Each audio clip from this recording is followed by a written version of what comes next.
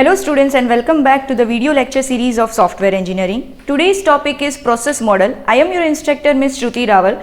So let us start with what do you mean by process model. Now process model in software engineering is also known as prescriptive process model. Now what do you mean by prescription? You have already heard this term while you consult with the doctor wherein he gives you prescription, right? Now what is a doctor's prescription? Prescription with the viewpoint of doctor is what is the medicine that you should take, at what time are those medicines to be taken, what is the quantity of the medicines to be taken, are they to be taken before your meal or after the meal, right? So that is a prescribed methodology of taking the medicines, right? So prescriptive process model in terms of software engineering is nothing but it is the methodology in which you will perform the framework activities. Okay, and we know what is the framework activity that we have already studied in the last lecture. So let us study what is the definition of process model. A software process model is basically an abstraction of the actual process which is being described. It can also be defined as a simplified representation of a software process, and each model represents process from a specific, or you can say a different perspective. So every project is to be evaluated for the process model which is to be applied, right? So if you have a client who is requesting some sort of project, you have to first analyze what type of project it is, and then you have to choose the process model which is best suited for that project. Okay, so process model is nothing but it is a methodology in which you will perform the process or the framework activities of software development life cycle. Now let us study what are the different factors that we have to take into consideration while choosing the process model. The first factor is customer involvement. What does customer involvement mean? It means that if you have a customer who is requesting a project, you have to consult with the customer that at what extent are the customer going to be involved with you, that is developers, in this particular project, right? So if the customers are going to involve from the starting, that is from the requirement analysis phase till the maintenance phase, that is they are highly going to be involved in the whole software development life cycle, there are some process model which allows that. There are some process model which does not require thorough customer involvement. So the first factor that is to be taken into consideration is customer involvement. The second factor that is to be taken into consideration is stable or unstable requirements. We know that in real life always the requirements of client is changing, but there may be some clients who are totally focused about their requirements. They do not want any change in the requirements, neither presently nor in future, right? So you have to first analyze what type of client you are dealing with and whether the requirements he or she is requesting are stable or not, and accordingly you can choose a process model. Why so? Because there are certain process model who are highly responding to the changes, whereas there are some process model which does not accommodate the changes later on in the project, right? The next factor is team size, because there are certain process model which can work if you have a lesser team size, but there are some process model, for example rapid application development model is one of the model in which you require a larger team size. So team size is also one of the factor that you have to take into consideration while choosing a process model. The next factor is developer experience. Now there are certain process model in which if there are freshly inexperienced developers, then also you can easily go through that particular process, but there are certain process model which requires higher experience. For example, spiral model has a thorough risk analysis which is involved, and risk analysis is such a thing which cannot be performed by freshly inexperienced developer. So there comes developer experience in the picture. The next factor is technology experience. Now you may be a company in which you have developers who have higher experience, right? Number of experience is higher, but it is a possibility that there is a new technology in market and the developers are experienced, but they are not experienced in particular technology. So whenever you are choosing a process model, you have to take into consideration developer experience as well as the technology that you are going to work in this particular project. That experience also you have to take into consideration. The next is changes. Again, changes, we are not talking about only the requirement changes, but overall changes that can occur in future in your particular project. That is changes required, changes in resources. That resources may be software resources, hardware resources, human resources, environmental resources. Again, changes with respect to environment, changes with respect to budget, changes with respect to schedule, changes with respect to management, right? So these all are the changes that can occur during the course of your project. And what are the changes that may occur, and if there are any, you have to take into consideration those changes and choose your process model accordingly. The next is domain familiarity. Now, how much are the developers who are going to develop your project familiar with the domain on which they are going to work? If there is a domain familiarity to a higher extent, you have to choose the process model according to that. If they are not familiar with the domain, it means they are new to the domain, so that may be having lesser experience with that domain, so you have to choose the process model according to that, right? So these all are the factors that you have to take into consideration while you are choosing any of the process model that we are going to learn in this lecture. Okay, now let us start with the process model. The first process model that we are going to study is classical waterfall model. Okay, now why are we calling it as a waterfall model, and what is actually classical waterfall model? Classical waterfall model is the first and foremost process model to be introduced in software engineering. It is a conventional process model in which you have the 5 framework activities, wherein the first activity is communication, the second activity is planning, the third activity is modeling, fourth activity is construction, fifth activity is deployment. Now you can see the methodology of classical waterfall model, in which if you are in the communication phase, you cannot parallelly perform any of the other activities. So from this figure you can get an idea that waterfall model is a sequential process model in which if you are performing one activity, you have to perform that activity fully, and then only you can go or jump onto next activity. So it is like a waterfall.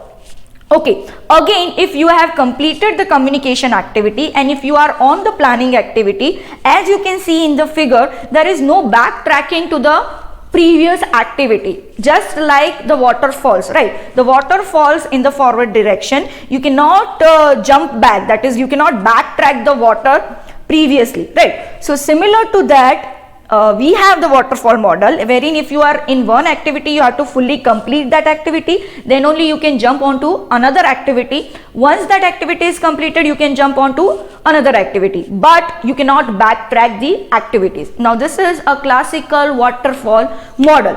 Now let us see where can we use this waterfall model, that is, in what scenarios or what conditions can you use the waterfall model. The first condition in which we can use the waterfall model is when the requirements are crystal clear. Obviously, you have to use waterfall model when the requirements of clients are clear. Why? Because you know that when is the requirement analysis phase? In communication. So in communication phase, you are taking all the requirements from the client. Once your requirements are finalized, once you have the documents of requirement gathering, after the communication phase, you are jumping to the planning phase and you are planning the whole project according to the requirement document. Okay, you cannot backtrack to the communication phase once you are in the planning phase in classical waterfall model. So it is very necessary that the requirements should be crystal clear. If they are unclear, it means that is there is a consequences of unclear requirements in which you will have changes later on in the project.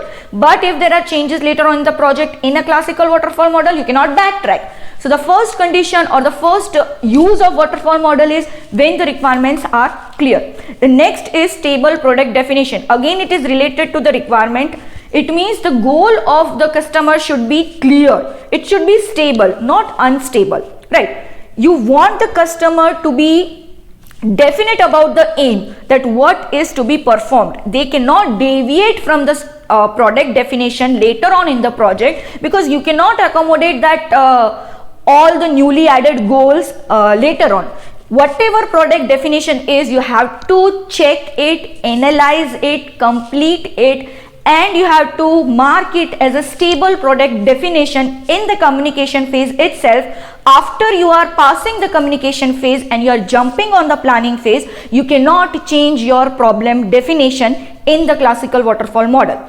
The next condition for waterfall model is the technology must be well understood, because if the technology is not well understood and if the developers are not aware about the technology, what will happen? They will introduce more bugs, and if there are bugs and errors in your project, it is a possibility that error will propagate to the next phase, right? So if there is an error in one phase, it will propagate to the next phase. What will happen? Yes, so the previous errors are not resolved and they are propagated to this phase. Now if you are in some another phase or framework activity, you know that you cannot backtrack into the previous phase and rectify the errors. So it is very important that technology is very well understood by the developers. The next is when you have a shorter project, because shorter the project, less the complexity, larger the project, more the complexity, and more the complexity, more errors, right? So we want that there should be no errors in any phase of classical waterfall model. So it is only possible if you have a shorter project which is very less complex, in which the client is very stable about the definition, clear about all the requirements, no changes are to be introduced in future. So that sort of short project is only recommended in waterfall model, right? Now let us study what are the advantages and disadvantages of waterfall model. First we will see the advantages of waterfall model. The first advantage is requirement specifications are completely clear. Now this is very helpful for the developers, because we know that if we have chosen waterfall model, it means customer is clear about the requirements and requirements are not going to change in future. So whatever the developer has been given in the requirement document, they have to implement that requirement only.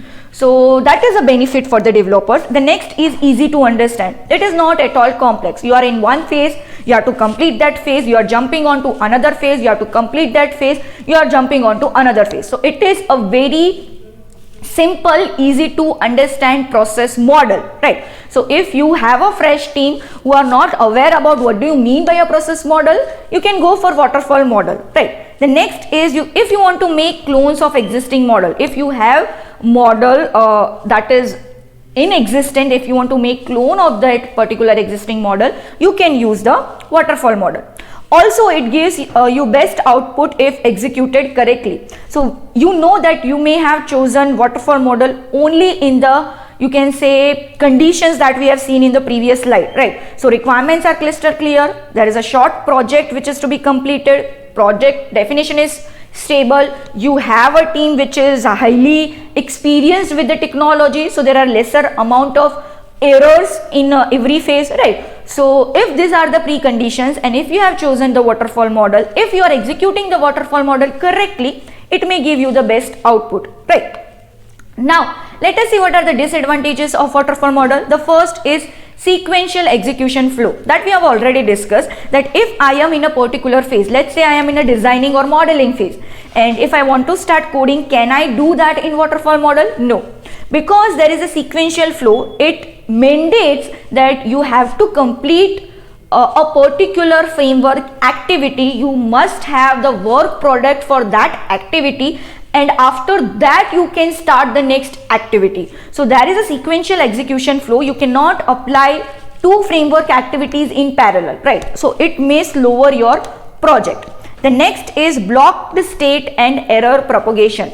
It means, again, if I am in communication phase, the planning team waits for the communication phase to be completed, right? So basically planning team is in a blocked state until and unless the communication team is completed with its communication requirement gathering and its work product. Planning team cannot start any of the planning.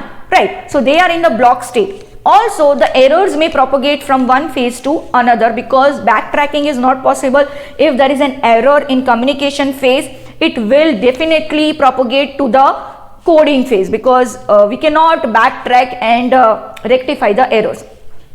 So that is the next again disadvantage. No scope for rework or error connection because there is no backtracking involved. We cannot go into the previous activity and rectify the previous errors. The next is no risk handling is involved. Yes, obviously risk handling requires backtracking, whereas we are not providing backtracking in waterfall model, so no risk handling is there. Not suitable for real world project.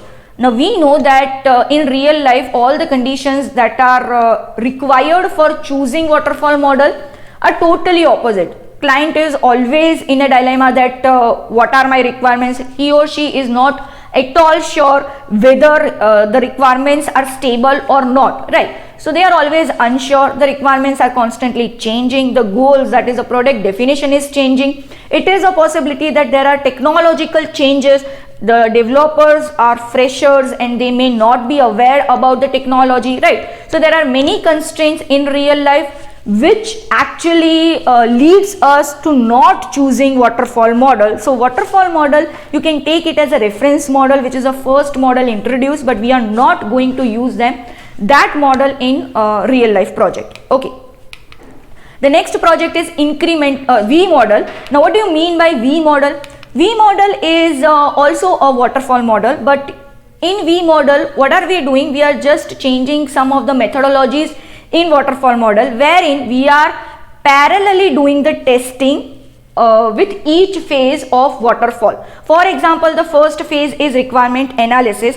In requirement analysis fields in V model, we are doing the system testing, right? So we are testing the overall system. Why? Because in requirement analysis, we are getting all the requirements, that is user requirements. So we will get an idea of overall system. So system testing can be performed. High level design. So in high level design, we have the overall architecture and what are the different components, right? So we are getting the number of components, what are the components and the architecture of our design. So we will actually perform the integration testing.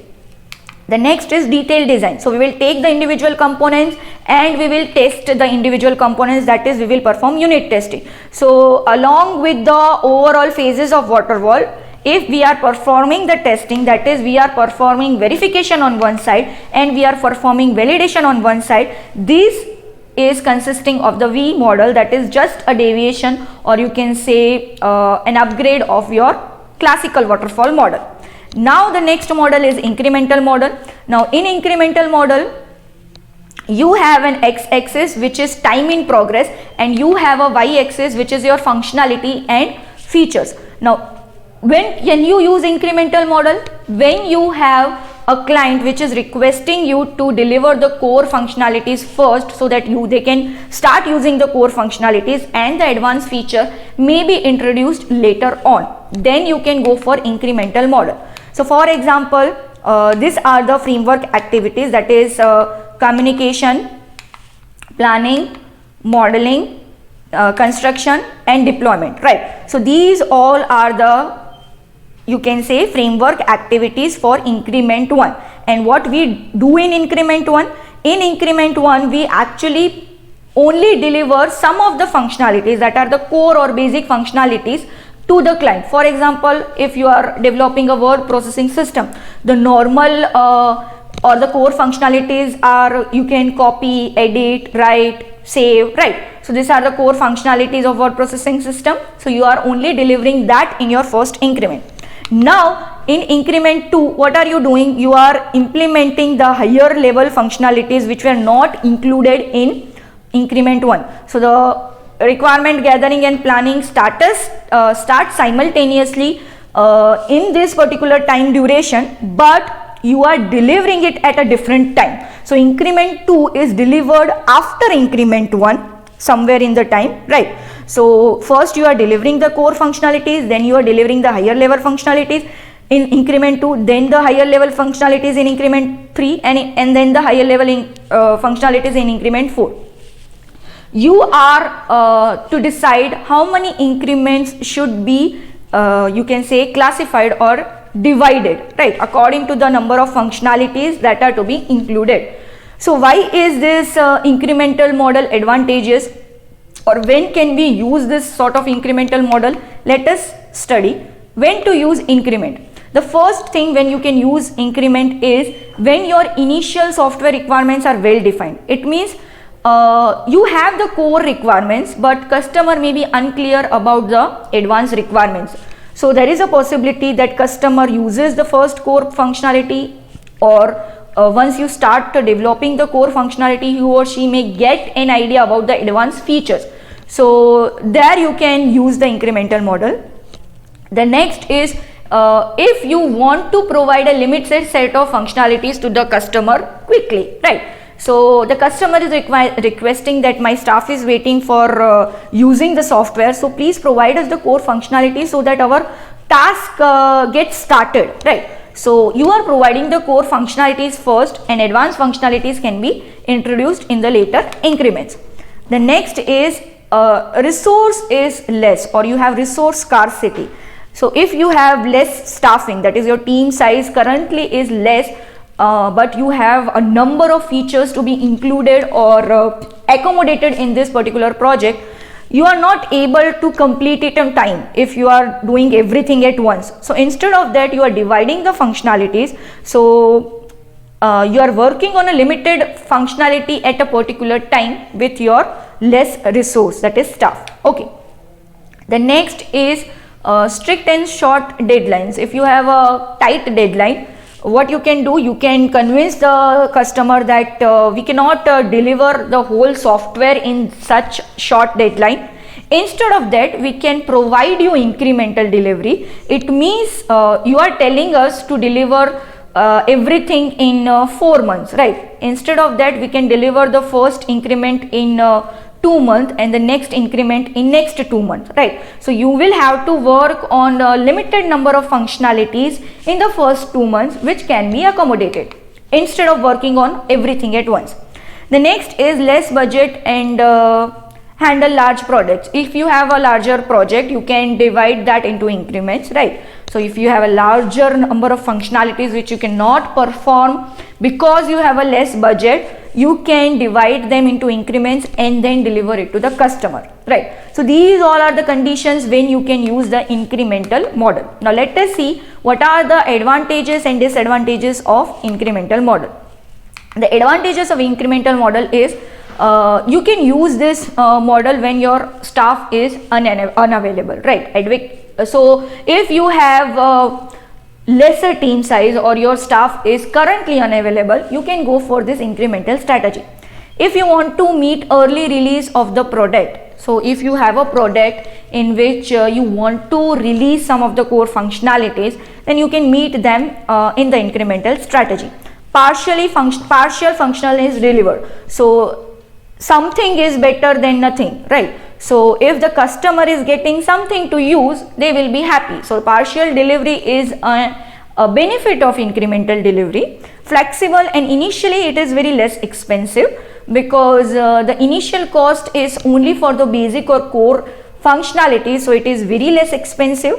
Also it is flexible because you will be developing the architecture of your software such that the later increments can be incorporated, right? So changes can be incorporated. The next is because you are working on the smaller amount of features, so there will be a larger scope of error identification and testing, right? So testing will be easy on smaller amount of functionalities, so that is easy error identification and testing.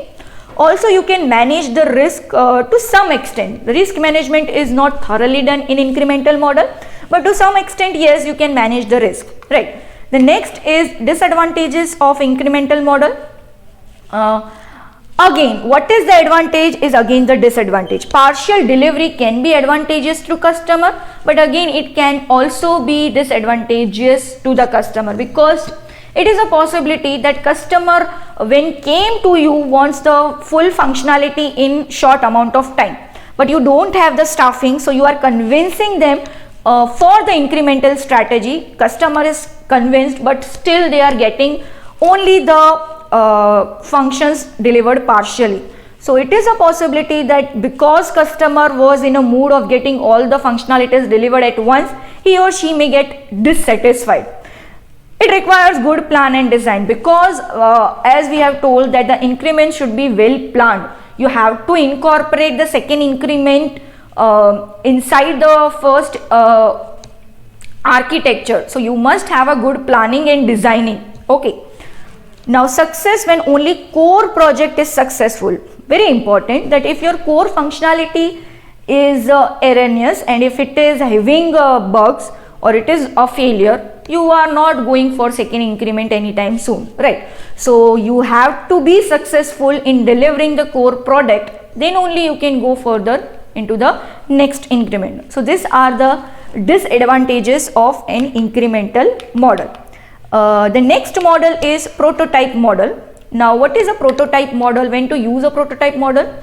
We will see in detail when to use a prototype model, but just for now, when the customer is unclear about his or her own requirement. For example, there is a non-technical client and he wants to develop a software, but he is not aware about what are his or her requirements. Just an overview about what does he want, but not a specific detailed requirement list is ready. What you will do, you will suggest prototyping. It means in prototype model, what do? You just quickly design, you can say throwaway prototype or like a prototype thing in which you give this prototype or working model to the customer for use. Customer will use this working model and will actually get an idea that what his or her requirements are, because initially you don't have anything to use, right? So if you don't have a chat application, you don't know how to chat. But instead of that, if you have a model in which you are actually able to chat, you will get an idea what are your requirements, whether you want to write a message, whether you want to do audio chat, video chat, whether you want to also have other facilities like attachment, right? So these all will be actually getting clear in your head if you have something to use.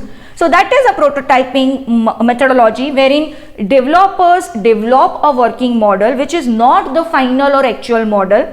That is known as a prototype model, which you are going to give it to the customer. Customer will use it, be clear in his head that what are the requirements, is this prototype the actual thing that he or she wants. So there can be two cases, that the prototype is accurate, you need to do some changes or incorporate some additional functionalities and you are ready to go, right? So you are just changing the prototype. That is one of the cases that is possible in prototyping. Or the next case is that the prototype that you are delivered is a total disaster and that is a throwaway prototype. Customer is not at all satisfied with the prototype. You have nothing to lose, because that was not the final model. You are going to develop the actual model based on the you can say customer feedback of the prototype that you have delivered to the customer. So now let us see the methodology of prototyping. So the first again framework activity is communication, wherein you are communicating what are the basic requirements of client. It is a possibility that they have just an aim or goal about what is to be developed and detailed requirements are not known. That is okay in prototyping, but you need to communicate with the customer what is actually that he or she wants. The next is, according to the basic requirements, you are going to develop a quick plan. We are not going to waste a lot of timing in prototyping because we don't have that much time budget. We are not going to spend our whole budget in prototyping or making the prototype. So we have to develop a quicker plan for developing a rough prototype. After quick plan, we will perform modeling, that is quick modeling. We will apply the quick plan on the requirement analysis that we have done in the first phase, that is communication, and we will prepare a model, that is a design. That also we will do very quickly, right? The next after quick design is we will build an actual prototype according to the design that we have done just, right? So we are developing an actual working model with the functionalities, that is we are building a prototype. After building the prototype, we will deploy it, means we will give it to the customer for review. Customer will review the prototype, and after review, customer will get an idea whether the prototype which you have delivered consists of the requirements which are required by the customer or not. What is to be added, that is what are the new functions to be added, what is to be rectified, what are the functions that are to be changed, what is to be deleted, what are the functions that are not required. So these all are the categories which are to be reviewed by the customer, which customer will obviously review, give you the feedback. You will again communicate with the customer, you will again quickly plan, you will model, you will build a prototype, you will again deliver. So you can give 1 or 2 prototype to the customer, and then according to that you can make an actual model. You are not going to follow this cycle endlessly, right? Normally 1 or 2 prototype is enough for getting the requirements from the client, and then you are clear with the requirements, you can go for the actual development. So this is the methodology of prototyping, right? So when the customer is satisfied, you are implementing, testing and deploying. Now let us see in detail when you have to use this prototyping. The first thing when you have to use prototyping that we have already discussed is when the customer has general idea but he or she is not aware about the detailed requirements. The next is detailed requirements are not known, right? So because the customer is a non-technical novice customer, he or she is not aware about that is what is to be actually implemented. So you know that the customer is unaware about the detailed requirements, you will suggest prototyping as a process model in that condition.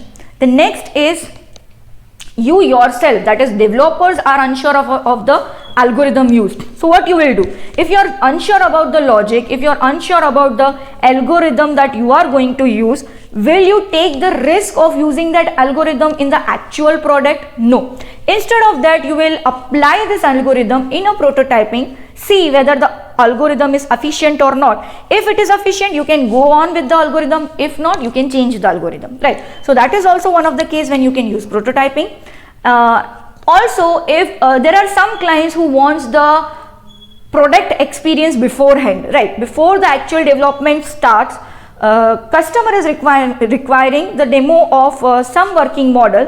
You can go for prototyping in such cases also. So these are the conditions in which you can use prototyping. Now let us study what are the advantages and disadvantages of prototype model. The first is advantages of prototype model. The first is active user involvement, because I told you that you are going to give the prototype or working model to user is going to review the prototype, give you the feedback. Based on the feedback, you are going to work accordingly. So there is an active involvement of user, that is a plus point. The next is error detection is much faster, because if there is an error in prototype, you will detect it very much faster. Prototype additional cost decreases the overall cost, because you know that you are developing a prototype. You may wonder that, ma'am, if it is a throwaway prototype, whatever we have developed, that is of no use. Yes, that is of no use, but it is better than throwing away the whole project, the actual project. So you are developing a thing which is ultimately benefiting you, which is ultimately of benefit to you in future, right? The next set is disadvantages of prototyping. Now toy implementation suffers the practical issues, because we told you in the process that you are making a quick plan, you are making a quick design, so we are not taking into consideration efficiency or accuracy. So that is just a toy implementation. This is just a working model which is haphazardly created for the customer. Now this actually suffers the practical issues which we are not taking into consideration currently, but we have to take this into consideration while we are developing the actual implementation, right? The next is prototype is thrown away. So we have a case wherein customer is totally dissatisfied with the prototype. We have to throw away that prototype. The whole cost of developing that prototype at that time is a waste, right? The next is limited functional capabilities. Limited functional capabilities because you are not developing the functionalities, right? You are developing a limited set of functionalities, showing it to the customer. Customer is getting an idea about the functionalities, and then you are going for the actual model. So prototype is just a quick toy implementation wherein you cannot add all the functionalities. The next is not reliable. Now prototyping is taking a risk, right? So it is not a reliable process model. You have to take a risk when you are going for prototype model. It can be a best model if you are choosing it wisely and correctly. It can be the worst model possible, right? So there is a risk involved with prototyping, so it is not a reliable model. Okay, so these are the disadvantages of prototype model. The next model is spiral model. Now you can see that spiral model is having the shape like a spiral, right?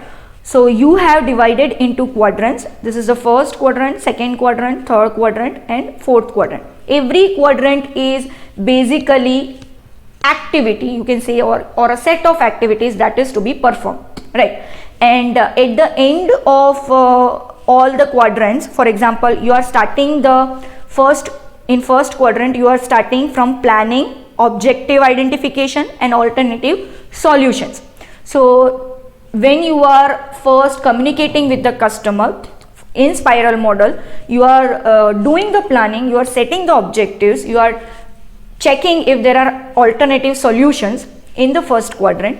You are going for the risk analysis. The main thing that is different in spiral model from other models is there is a thorough risk analysis that is involved in every phase or every prototype that you develop in spiral model, right? So spiral model is a combination of iterative as well as your conventional waterfall model, in which you are following the systematic approach of waterfall using the iterative strategy, right? So you are delivering the prototypes to the customer for review, but you are not doing everything haphazardly. You are doing every phase very much in detailed, in an analyzed way, right? So if you are planning, you have to plan it as if that is an actual model creation. If you are analyzing the risk, you have to analyze the risk, you have to do the whole risk management for that particular planning. Okay, the next is you have to develop the things that you have actually decided in planning phase, right? So you have to design, you have to code, you have to test and then you have to release. So here you are basically releasing the prototype, that is the first prototype, as you can see, to the customer in the third quadrant.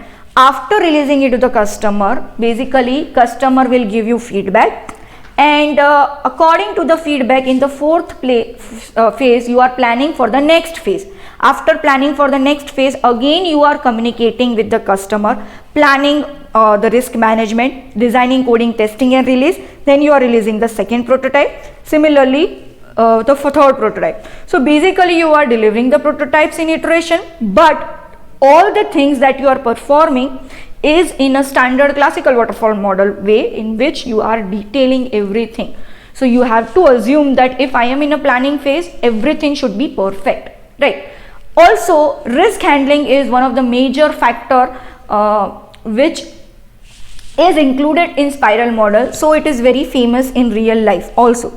Now let us see when can you use spiral model. The first is when you have large scale products.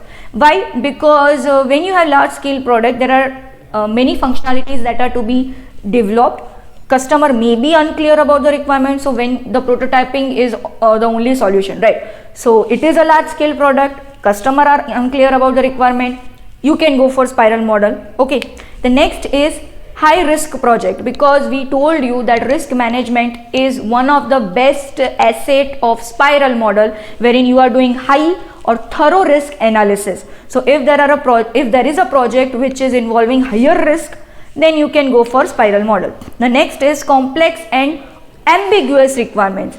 So if you have a complex project which is having technological barriers, or which is having algorithmic inefficiency, you can go for spiral model, in which everything is done in detail. So the complex model will seem simple, right? The next is expert team to handle risk, because risk management is something that cannot be done by fresh developers, inexperienced developers. So spiral model can only be taken into consideration for choosing when you have experienced team. Okay, so these are the cases when you can use spiral model.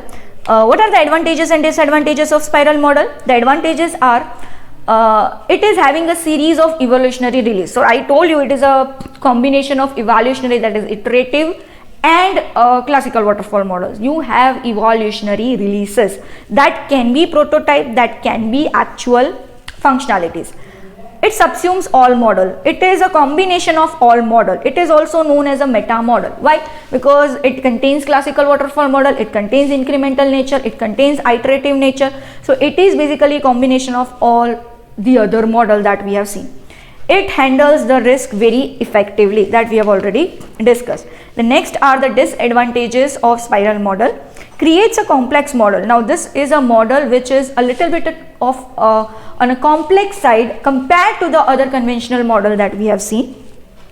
So it requires knowledgeable staff. You have to have that staff which is experienced, which have worked on spiral model beforehand. Otherwise you cannot use spiral model. Not fit for outsourced project. Obviously if you are outsourcing a project, this complex model is not a fit for that, right? It is expensive. It is expensive than other model because you are doing everything in detail and then you are evolutionarily releasing. So there is a cost involved in every evolutionary release. It is a possible that the cost is higher, right, than the other model that you may choose. So these are the disadvantages of spiral model. The next model is RAD model, that is known as Rapid Application Development Model. Now when will you use Rapid Application Development Model? When you have a very tight deadline, when the customer is requesting you to complete the product in 60 to 90 days, then you can go for Rapid Application Development, in which let us study what is the process. The first thing that you are doing is communication. The next thing that you are doing is planning. Now after planning, what are we doing? In planning, the whole project is divided into different modules, okay, and we are assigning one team to every module, right? So team 1 is doing designing coding for module 1, team 2 is doing designing coding for module 2, etc. So you may have divided the whole project in different, for example 1, 2 and 3 teams, right? So there are 3 different teams working on 3 different modules simultaneously, so that your project gets delivered rapidly. So after planning, I told you there is team 1 who is doing modeling and construction for module 1. There is yes, so that is a module 1. The next is team 2 which is doing modeling and construction for module 2, and there is team N which is doing modeling and construction for module N. So there are 3 teams simultaneously working on the 3 different modules.